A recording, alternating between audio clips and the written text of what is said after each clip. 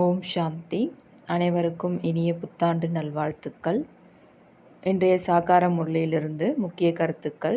இன்றைய முரளியின் தேதி 1/1/2025. சிவ பாபா கூறுகின்றார், இனிமையான குழந்தைகளே, நீங்கள் ஞானத்தின் மழை பொழிந்து பசுமை ஏற்படுத்தக்கூடியவர்கள். நீங்கள் தாரணை செய்ய வேண்டும் மற்றும் மற்றவர்களை செய்விக்க வேண்டும். முதல் கேள்வி கேட்குறாரு, எந்த மேகங்கள் மழை பொழிவது இல்லையோ அவைகளுக்கு என்ன பெயர் கொடுக்கலாம்? பதில் சொல்கிறாரு, அவை சோம்பேறி மேகங்கள் ஆகும். மழை பொழியக்கூடியது சுறுசுறுப்பான மேகங்கள் ஆகும்.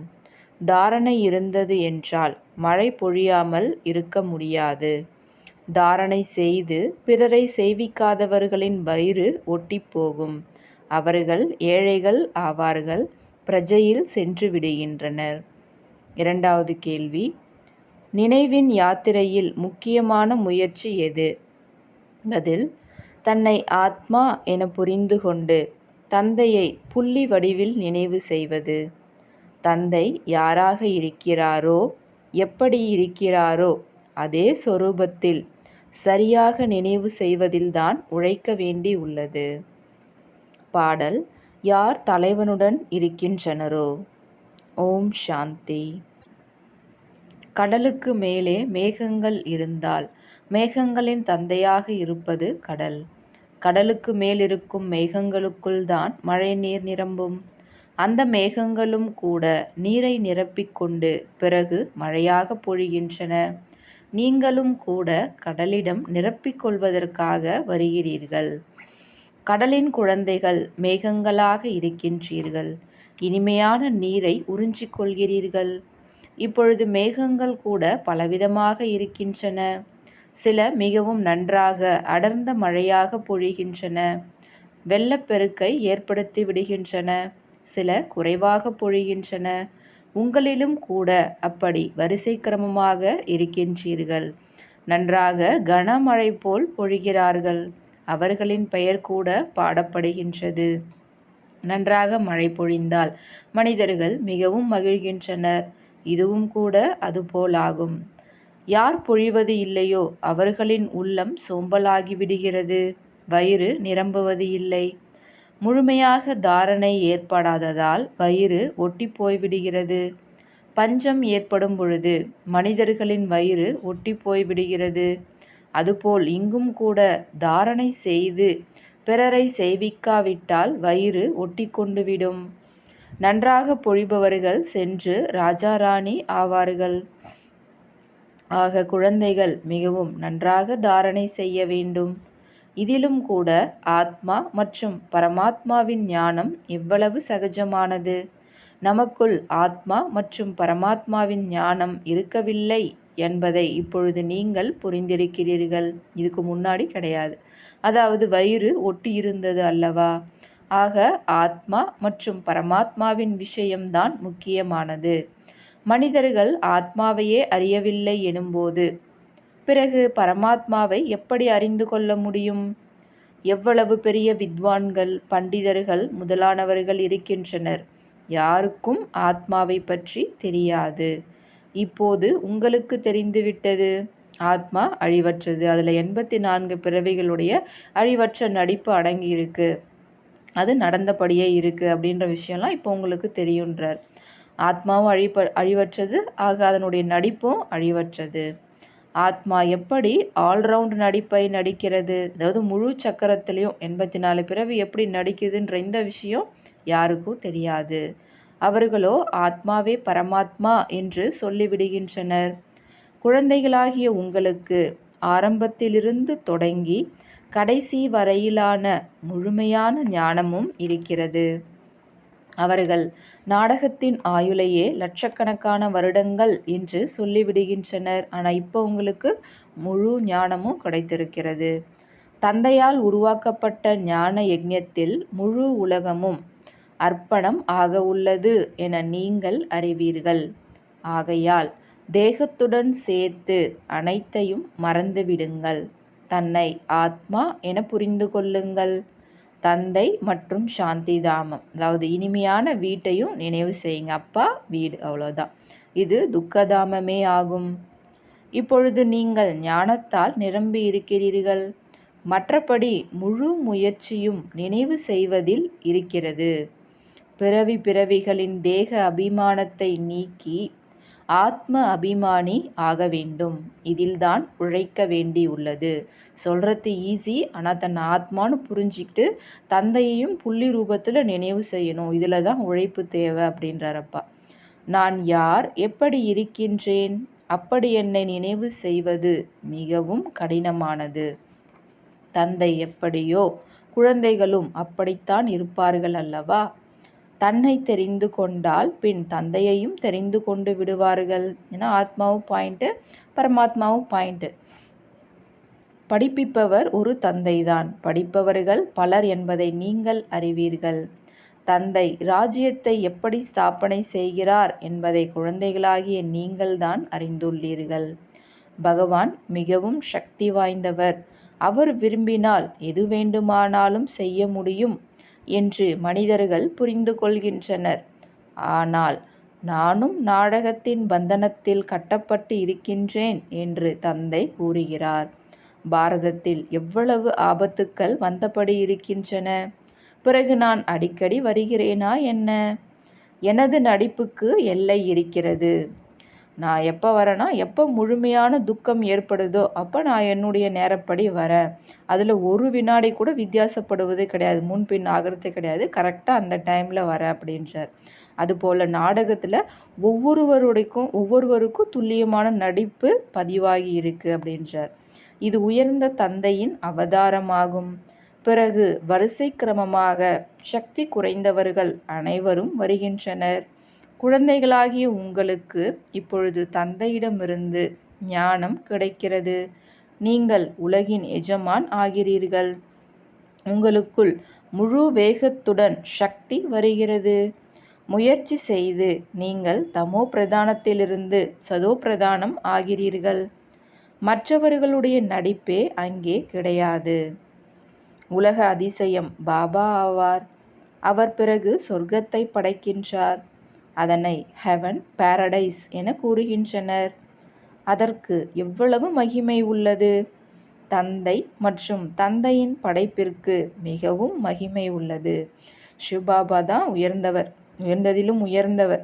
அப்போ அவர் படைக்கக்கூடிய அந்த உலகம் சொர்க்கமும் அதுக்கும் மகிமை உயர்ந்தது அப்படின்றார். உயர்ந்ததிலும் உயர்ந்த சொர்க்கத்தின் ஸ்தாபனையை தந்தை எப்படி செய்கிறார் என்பது யாருக்கும் எதுவும் தெரியாது. இனிமையிலும் இனிமையான குழந்தைகளாகிய நீங்களும் கூட வரிசை கிரமமான முயற்சியின்படி அறிவீர்கள் மற்றும் அதன் அடிப்படையில்தான் பதவியும் அடைகிறீர்கள். யார் முயற்சி செய்கின்றனரோ அது நாடகத்தின்படிதான் செய்கின்றனர். முயற்சி செய்கிறது கூட நாடகத்தில் இருக்கிறதுன்னு அனுசாரம்தான் அப்படின்றார். ஆனால் முயற்சியே செய்யாமல் ட்ராமாவில் இருந்தால் கிடைக்கும் அப்படின்னா அப்போ எதுவும் கிடைக்காது. அதனால் முயற்சியும் கண்டிப்பாக அவசியம் செய்யணும் அப்படின்றார். முயற்சி இல்லாமல் எதுவுமே கிடைக்காது அப்படின்றார். கர்மம் செய்யாமல் ஒரு வினாடியும் இருக்க முடியாது. அந்த அடயோகிகள் பிராணாயாமம் செய்கிறாங்க, அப்படியே உட்காந்துடுறாங்க ஜடம் போல்.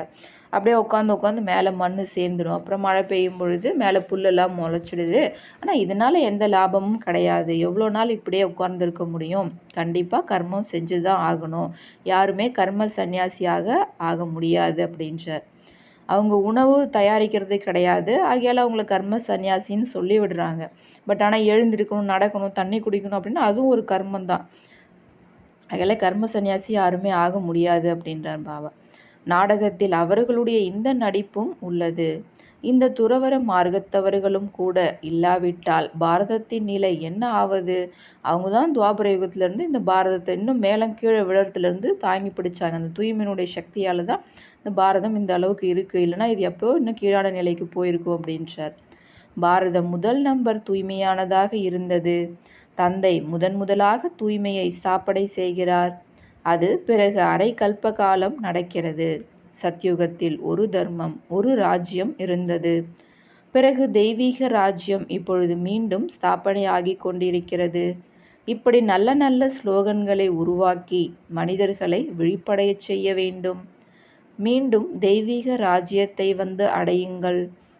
இந்த மாதிரிலாம் ஸ்லோகன் எழுதி வைக்க சொல்கிறார் பாபா. இப்பொழுது நீங்கள் எவ்வளவு நல்ல விதமாக புரிந்து கொள்கிறீர்கள். கிருஷ்ணரை ஏன் ஷியாம் சுந்தர்னு சொல்கிறாங்க அப்படின்ற விஷயத்தை கூட இப்போ நீங்கள் தெரிஞ்சிருக்கீங்க. கருப்புலேருந்து வெண்மையாக இப்போ சிவபாபா ஆகிக்கிட்டு இருக்கார். இன்றைய நாட்களில் நிறைய பேர் இப்படி பெயரை வைத்து விடுகின்றனர். அந்த கிருஷ்ணருக்கு ஈக்குவலாக அந்த மாதிரி கிருஷ்ணர், ஷியாம் அப்படின்னு சுந்தர் அந்த மாதிரிலாம் பேர் வச்சுக்கிறாங்க அப்படின்றார். தூய்மையற்ற ராஜாக்கள் தூய்மையான ராஜாக்கள் முன்பாக சென்று எப்படி தலை வணங்குகின்றனர் என்பதை நீங்கள் அறிவீர்கள்.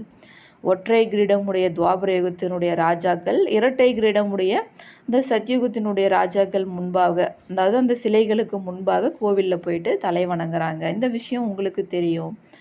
ஆனால் கொஞ்சமும் அவர்களுக்கு புரிவது இல்லை. பூஜைக்குரியவர்கள்தான் பூஜாரிகள் ஆகின்றனர் என்று குழந்தைகளாகிய நீங்கள் அறிவீர்கள். இப்பொழுது உங்கள் புத்தியில் முழு சக்கரமும் உள்ளது. இது நினைவில் இருந்தாலும் கூட நிலை மிகவும் நன்றாக இருக்கும். ஆனால் மாயை சிந்தனை செய்ய விடுவது இல்லை, மறக்கடித்து விடுகின்றது. எப்போதும் மகிழ்ந்த முகத்தின் நிலை இருந்தாலும் கூட உங்களை தேவதைகள் என்று சொல்லலாம். லக்ஷ்மி நாராயணரின் படத்தை பார்த்து எவ்வளவு குஷியடைந்து விடுகின்றனர். நான் இந்த ராதா கிருஷ்ணர் அல்லது ராமர் இவங்களுடைய படத்தில் பார்த்து இந்த அளவுக்கு குஷி ஏற்படுறது கிடையாது. ஏன்னா கிருஷ்ணருக்கு சாஸ்திரங்களில் நிறைய குழப்பமான விஷயங்களை எழுதிட்டாங்க. இந்த பிரம்மா பாபா கூட ஸ்ரீ நாராயணர் ஆகிறார் அல்லவா. பாபா இந்த லக்ஷ்மி நாராயணரின் படத்தை பார்த்து குஷி அடைகிறார் பிரம்மா பாபா. குழந்தைகள் கூட இப்படி புரிந்து கொள்ள வேண்டும். எப்படின்னா, இன்னும் எவ்வளோ சமயம் இந்த பழைய சரீரத்தில் நான் இருக்க போகிறேன், பிறகு சென்று இளவரசன் அல்லது இளவரசியாக தானே ஆக போகிறோம், இதுதானே நம்மளுடைய லட்சியம், அதனால் நீங்களும் இப்படி புரிஞ்சிக்கோங்க அப்படின்றார். குஷியில் எவ்வளவு குதூகலம் அடைய வேண்டும். எந்த அளவு படிக்கிறீர்களோ அந்த அளவு உயர்ந்த பதவி அடைவீர்கள். படிக்காவிட்டால் என்ன பதவி கிடைக்கும்? ஒரே பாடம்தான். மன்மனாபவ மத்யாஜி பவ. அல்லாஹ் மற்றும் ஆஸ்தி, ஞானம் மற்றும் நினைவு. இவருக்கு எவ்வளவு குஷி இருந்தது. அல்லாஹ் கிடைத்ததும் இருந்த அனைத்தையும் கொடுத்து விட்டார். பிரம்மா பாபா எல்லாத்தையும் சரண்டர் பண்ணிட்டார். எவ்வளவு பெரிய லாட்ரி கிடைத்து விட்டது. அப்புறம் இந்த உலகத்துக்கே எஜமானராக ஆயிட்டார். மற்றபடி வேறு என்ன தேவை? ஆகையால் பாபா சொல்கிறார், இது போன்ற டிரான்ஸ்லைட்டால் ஆன படங்கள் அனைவருக்காகவும் உருவாக்க வேண்டும். அதனை கண்டு குழந்தைகள் குஷி அடைவார்கள். சிவபாபா பிரம்மா பாபாவின் மூலம் நமக்கு இந்த ஆஸ்தியை கொடுத்து கொண்டு இருக்கின்றார். மனிதர்களுக்கு ஒன்றும் தெரியாது. இப்பொழுது நீங்கள் துச்ச புத்தியிலிருந்து சுத்தமான புத்தி உள்ளவராக ஆகிக் கொண்டிருக்கிறீர்கள். அனைத்தையும் அறிந்து கொண்டு விட்டீர்கள். வேறு எதையும் படிக்க வேண்டிய அவசியமில்லை. இந்த படிப்பின் மூலம் உங்களுக்கு உலகின் அரசாட்சி கிடைக்கிறது. ஆகையால் தந்தையை ஞானம் நிறைந்தவர்னு சொல்கிறாங்க. பிறகு ஒவ்வொருவருடைய மனதையும் அறிந்தவர் அப்படின்னு மனிதர்கள் புரிஞ்சிக்கிறாங்க. ஆனால் பாபா சொல்கிறாங்க, நான் ஞானத்தை தான் கொடுக்குறேன். இன்னார் நன்றாக படிக்கின்றனர் அப்படின்றத ஆசிரியர் புரிஞ்சிக்க முடியும். இந்த ஸ்டூடெண்ட்டுடைய ரேஞ்ச் எவ்வளவு அப்படின்றத மட்டும்தான் நான் புரிஞ்சிக்க முடியும். மற்றபடி உங்களுக்குள்ளார உங்களுடைய புத்தியில் என்னென்ன ஓடுது அப்படின்றதெல்லாம் நான் அமர்ந்து பார்க்கறது கிடையாது அப்படின்றார். இது அதிசயமான நாடகமாகும். தந்தை ஞானக்கடல், சுகம், அமைதியின் கடல் என்று சொல்லப்படுகிறார். நீங்களும் கூட இப்பொழுது மாஸ்டர் ஞானக்கடல் ஆகிறீர்கள். பிறகு இந்த பட்டம் இல்லாமல் போய்விடும். இந்த பட்டம்னா மாஸ்டர் ஞானக்கடல். இப்போ இந்த சங்கம் யுகத்தில் இருக்கிற வரைக்கும் தான். பிறகு அனைத்து குணங்களும் நிரம்பியவர், 16 கலைகளில் நிரம்பியவர் ஆகப் போகிறீர்கள். இது மனிதரின் உயர்ந்த பதவியாகும். இந்த தேவதைகளுக்குரிய ஸ்டேஜ் அந்த நிலையில் இருக்கும் பொழுது நீங்கள் சர்வகுண சம்பன்ன, சோலாக்கல சம்பூர்ண நிர்விகாரி, மரியாதா புருஷோத்தம், அகிம்சா பரமோதர்மம், இதெல்லாம் உங்களுடைய பட்டம் அப்படின்றார், டிகிரிஸ் இதெல்லாம். இந்த சமயம் இது ஈஸ்வரிய பதவியாகும். எவ்வளவு புரிந்து கொண்டு மற்றும் புரிய வைக்க வேண்டிய விஷயங்கள். ஞானத்தின் மூலமே அனைத்து குணங்களும் வருகின்றன. நமது லட்சியம் குறிக்கோளை பார்க்கும் போதே புத்துணர்வு வந்துவிடுகிறது. ஆகையால் இந்த லக்ஷ்மி நாராயணரின் படம் அனைவரிடமும் இருக்க வேண்டும் என்று தந்தை சொல்கிறார். இந்த படம் உள்ளத்தில் அன்பை பெருக்குகிறது. இந்த மரணலோகத்தில் இது கடைசி பிறவி, அவ்வளவுதான் என்று மனதில் படுகிறது. பிறகு அமரலோகத்தில் இப்படி ஆகப் போகின்றேன். அதாவது நான் ஆத்மா, இப்போ பிராமணராக இருக்க, அடுத்தது தேவதையாக ஆக போகிறேன், நான் தான் அது அப்படின்ற அந்த நினைவை ஏற்படுத்துறதுக்காகத்தான் இந்த படத்தை உங்கள் கூடவே வச்சுக்கோங்க அப்படின்றார். ஆனால் அவங்க என்ன சொல்லிட்டாங்க, ஆத்மாவே பரமாத்மா அப்படின்னு சொல்லிட்டாங்க. அது கிடையாது அப்படின்றார் பாபா. பிராமணர்கள் தனது வருமானத்தின் மூலமே யஜ்ஞத்தை நடத்தி கொண்டிருக்கிறோம். சூத்திரர்களின் பணத்தை பயன்படுத்த முடியாது. எவ்வளவு நாம் உடல் மனம் பொருளினால் சேவை செய்வோமோ, சரண்டர் ஆகுவோமோ, அவ்வளவு பதவி அடைவோம் என்பதை நிறைய குழந்தைகள் தெரிந்திருக்கின்றனர். பாபா விதை விதைத்திருக்கிறார் எனில் இந்த லக்ஷ்மி நாராயணர் ஆவோம் என தெரிந்திருக்கின்றார். பணம் இங்கே உதவப் போவதில்லை எனும்போது ஏன் இந்த காரியத்தில் ஈடுபடுத்தக்கூடாது? பிறகு சமர்ப்பணம் ஆகிறவர்கள் பட்டினியால் இறந்து விடுகிறார்களா என்ன? மிகவும் நல்ல கவனிப்பு கிடைத்து கொண்டிருக்கிறது. எல்லாத்தையும் இங்கே கொடுத்துட்டோம், சரண்டர் பண்ணிட்டோம்னா அதுக்கப்புறம் என்ன ஆகும் அப்படின்ற அந்த தாட் கூட வேணாம். பாபா எல்லாருமே இந்த பிரம்மா பாபாவுக்கு பாருங்கள் எவ்வளோ கவனிப்பு இருந்தது. இந்த மாதிரி நல்ல கவனிப்பு கிடைக்கும் அப்படின்றார்.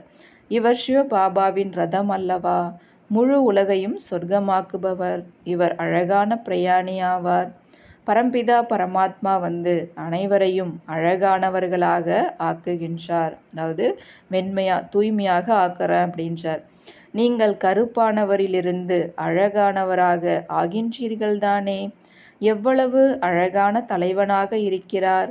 அனைவரையும் அழகாக ஆக்கிவிடுகின்றார். அவரிடம் பலியாகிவிட வேண்டும். பார்வைக்கு ஆத்மாவும் பரமாத்மாவும் ஒரே போல ஒளிப்புள்ளிதான். மற்றபடி முழு ஞானமும் இருக்கின்றது. அவர் ஞானத்தினுடைய கடல். நாம் இப்போ தான் இந்த ஞானத்தை கேட்டு நிரப்பிக்கிட்டு இருக்கோம். மாஸ்டர் ஞானக்கடலாக ஆகிக்கிட்டு இருக்கோம். இது மிகவும் புரிந்து கொள்ள வேண்டிய விஷயமாகும். குழந்தைகளின் புத்தியில் இதை குறித்து வைத்து கொள்ள வேண்டும். புத்தியில் வரிசை கிரமமான முயற்சியின்படி தாரணையாகிறது. மருத்துவ படிப்பின் விஷயங்களும் இருக்கின்றன. வக்கீல் படிப்பிலும் விஷயங்கள் இருக்கின்றன. உங்களிடமும் ஞான கருத்துக்கள் இருக்கின்றன. பல தலைப்புகள் இருக்கின்றன. அதை குறித்து புரிய வைக்கின்றீர்கள். சிலருக்கு சில கருத்துக்கள் லாபத்தை உண்டாக்குகிறது. சிலருக்கு சில கருத்துக்களால் அம்பு தைத்து விடுகிறது. கருத்துக்கள் ஏராளமாக இருக்கின்றன. யார் நல்ல விதமாக தாரணை செய்கின்றனரோ அவர்கள் நல்ல விதமாக சேவை செய்ய முடியும். அரை கல்ப காலமாக மிகப்பெரிய வியாதியால் நோயாளியாக இருக்கின்றனர். ஆத்மா பதீதமாகிவிட்டது. அதற்கு ஒரு அழிவற்ற சர்ஜன் மருந்து கொடுக்கின்றார். யாரு? சிவபாபா. இவர் எப்பொழுதும் சர்ஜனாகவே இருக்கின்றார். ஒருபோதும் நோயாளி ஆவது இல்லை. மற்ற அனைவரும் நோயாளி ஆகிவிட்டனர். ஏன்னா அவர் பிறப்பில் ஜன்ம மரண சக்கரத்தில் வர்றதே கிடையாது. அழிவற்ற சர்ஜன் ஒரே ஒரு முறை வந்து மன்மனாபவ என்ற ஊசியை போடுகின்றார். எவ்வளவு சகஜமானது! படத்தை எப்போதும் சட்டை பையில் வையுங்கள். பாபா நாராயணரின் பக்தராக இருந்தபோது லக்ஷ்மியின் படத்தை நீக்கி நாராயணரின் படத்தை மட்டும் வைத்துவிட்டார். ஏன்னா அதில் லக்ஷ்மி நாராயணருடைய பாதங்களை அமுக்கி விடுறது போல இருக்கும். அப்போவே பிரம்மபாபா பக்தியில் இருந்தப்பவே அது பிடிக்கல. 2 பேருமே ஈக்குவலாக தான் இருக்கணும் அப்படின்னு சொல்லிட்டு அதை எடுத்துகிட்டு 2 பேருமே ஈக்குவலாக இருக்க ஃபோட்டோஸை உருவாக்குனார். அதை பற்றி சொல்கிறார் பாபா. லக்ஷ்மிக்கு விடை கொடுத்து விட்டார் எனும்போது நான் லக்ஷ்மி ஆகப் போவதில்லை என்பது உறுதியாகிவிட்டது. லக்ஷ்மி காலை அமர்ந்து அமுக்குவது என்பது நன்றாக இருக்கவில்லை. அங்கே அதாவது சத்யுகத்தில் இப்படி லக்ஷ்மிலாம் கால் அமுக்க மாட்டாங்க. இந்த பழக்கம்லாம் அங்கே இருக்காது அப்படின்றார். இது ராவண ராஜ்யத்தினுடைய பழக்கம்ன்றார். இந்த படங்களில் அனைத்து ஞானமும் உள்ளது. மேலே திரிமூர்த்தியும் இருக்கிறார். இந்த ஞானத்தை முழு நாளும் சிந்தனை செய்வது மிகவும் அதிசயம் ஏற்படுகின்றது. பாரதம் இப்பொழுது சொர்க்கமாக ஆகிக் கொண்டிருக்கிறது. எவ்வளவு நல்ல விழிப்புணர்வு! மனிதர்களின் புத்தியில் ஏன் பதிவது இல்லை என்று தெரியவில்லை. மிகவும் வேகமாக தீ பற்றப் போகின்றது. வைக்கோலில் தீ பற்றப் போகிறது. ராவணராஜ்யம் கண்டிப்பாக முடிய வேண்டும். யக்ஞத்திலும் தூய்மையான பிராமணர்கள் தேவை. இப்பொழுது முழு உலகிலும் தூய்மையை கொண்டு வருவதற்கான மிகப்பெரிய யக்ஞம் இதுவாகும். அந்த பிராமணர்களும் பிரம்மாவின் வாரிசுகள் என சொல்லிக் கொள்கின்றனர். ஆனால் அவர்கள் வயிற்றின் மூலம் பிறவியெடுத்த வம்சாவளியினர். பிரம்மாவின் குழந்தைகள் நீங்கள் தூய்மையான வாய்வழி வம்சாவளியினராக இருந்தனர் அல்லவா? ஆக அவர்களுக்கு இதை புரிய வைக்க வேண்டும். நல்லது. இனிமையிலும் இனிமையான காணாமல் போய் கண்டெடுக்கப்பட்ட செல்ல குழந்தைகளுக்கு தாயும் தந்தையுமான பாப் தாதாவின் அன்பு நினைவுகளும் காலை வணக்கமும். ஆன்மீக குழந்தைகளுக்கு ஆன்மீக தந்தையின் நமஸ்காரம். ஆன்மீக தந்தைக்கு ஆன்மீக குழந்தைகளின் நமஸ்காரம். தாரணைக்கான முக்கிய சாரம். முதல் பாயிண்ட், தூய புத்தி உள்ளவராகி அதிசய ஞானத்தை தாரணை செய்து தந்தைக்கு சமமாக மாஸ்டர் ஞானக்கடல் ஆக வேண்டும். ஞானத்தின் மூலம் அனைத்து குணங்களையும் தனக்குள் தாரணை செய்ய வேண்டும். 2வது பாயிண்ட், எப்படி பாபா உடல் மனம் பொருளை சேவையில் ஈடுபடுத்தினார், சமர்ப்பணம் ஆனார், அதுபோல தந்தைக்கு சமமாக தனது அனைத்தையும் ஈஸ்வரிய சேவையில் பயனுள்ளதாக்க வேண்டும். எப்போதும் புத்துணர்வுடன் இருப்பதற்காக லட்சியம் மற்றும் குறிக்கோளின் படத்தை உடன் வைத்து கொள்ள வேண்டும். பாபா இன்னைக்கு வரதானம் தராங்க. ஏக்ரஸ்திதி மூலம் சதா ஒரு பாபாவை பின்பற்றக்கூடிய மகிழ்ச்சி நிறைந்தவர் ஆகுக. ஏக்ரஸ்திதி மூலம் சதா ஒரு பாபாவை பின்பற்றக்கூடிய மகிழ்ச்சி நிறைந்தவர் ஆகுக. விளக்கம். குழந்தைகளாகிய உங்களுக்காக பிரம்மா பாபாவின் வாழ்க்கை மிகச் சரியான கம்ப்யூட்டர் ஆகும். எப்படி இப்போது கம்ப்யூட்டர் மூலம் ஒவ்வொரு கேள்விக்கான பதிலை கேட்கிறார்கள், அதுபோல் மனதில் எப்போதெல்லாம் ஏதேனும் கேள்வி எழுகிறதோ அப்போது என்ன, ஏன், எப்படி என்பதற்கு பதிலாக பிரம்மா பாபாவின் வாழ்க்கை ரூப கம்ப்யூட்டரில் இருந்து பாருங்கள். என்ன மற்றும் எப்படி என்ற கேள்வி இப்படி என்று மாறிவிடும். கேள்வி கேட்பவராக இருப்பதற்கு பதில் மகிழ்ச்சி நிறைந்தவராக ஆகிவிடுவீர்கள். மகிழ்ச்சி நிறைந்தவர் என்றால் ஏக்ரஸ்திதியில் ஒரு பாபாவை பின்பற்றுபவர்கள். ஸ்லோகன். ஆத்மீக சக்தியின் ஆதாரத்தில் சதா ஆரோக்கியமாக இருப்பதற்கான அனுபவம் செய்யுங்கள். விசேஷ குறிப்பு. பிரம்மாவின் குழந்தைகள் அனைவரும் 1 ஜனவரி முதல் 31 ஜனவரி 2025 வரை விசேஷமாக உள்முக நோக்கின் குகையில் அமர்ந்து யோக தபஸ்யா செய்தவாறு முழு உலகிற்கும் தங்களின் சக்திசாலி மனதின் மூலம் விசேஷ சகாஷ் கொடுப்பதற்கான சேவை செய்ய வேண்டும். இதே லட்சியத்தோடு இந்த மாத பத்திர புஷ்பத்தில் அனுப்பப்பட்டுள்ள அவ்யக்த சமிக்ஞைகளை ஜனவரி மாதம் முழுவதும் முரளிக்கு கீழேயும் எழுதுகின்றோம். நீங்கள் அனைவரும் இந்த பாயிண்ட்டுகள் பற்றி விசேஷமாக ஆழமான சிந்தனை செய்து மனசா சேவையின் அனுபவி ஆக வேண்டும். இன்றைய அவ்யக்த சமிக்ஞை. தனது சக்திசாலியான மனதின் மூலம் சக்தி கொடுக்கும் சேவை செய்யுங்கள். சாந்தி தூதுவர்களாகிய குழந்தைகள் நீங்கள் எங்கே இருந்தாலும், நடமாடும் போதும், சுற்றி வரும் போதும் சதா தன்னை சாந்தி தூதுவன், அதாவது அமைதியினுடைய தூதுவன் என புரிந்து கொண்டு செல்லுங்கள். நீங்கள் சுயம் சாந்த சொரூபம், சக்திசாலி சொரூபத்தில் நிலைத்திருக்கும் போது அது மற்றவர்களுக்கும் கூட சாந்தி மற்றும் சக்தியின் சகாஷ் கொடுத்து கொண்டே இருக்கும். அச்சா. ஓம் சாந்தி.